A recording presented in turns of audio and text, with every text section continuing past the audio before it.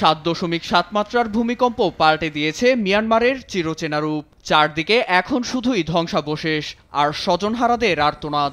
এমন পরিস্থিতিতে আন্তর্জাতিক সহায়তায় উদ্ধার অভিযান অব্যাহত রেখেছে মিয়ানমার।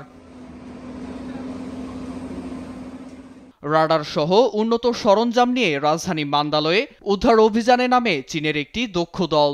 অভিযান চলাকালে অবিশ্বাস্য ঘটনার সাক্ষী হন তারা। একটি বহুতল হোটেলের কাছে যেতেই রাডারে প্রাণের চিহ্ন পেয়ে খোঁজ শুরু করেন। 2 তলার ধ্বংসস্তূপে ড্রিল চালাতে একজনের কাতার কণ্ঠস্বর শুনতে পাওয়া যায় বলে জানায় দলটি। আমরা মাত্র 10 সেকেন্ডের মতো ড্রিল করছিলাম, এর মধ্যে মানুষের কণ্ঠস্বর শুনে আমরা যন্ত্রটি বন্ধ করে দেই, তার সঙ্গে কথা বলার চেষ্টা করি। আমরা ধারণা করছিলাম তিনি প্রায় 9 ফুট নিচে ছিলেন। তিনি জীবিত আছে ভেবেই আমার গা শিউরে ওঠে।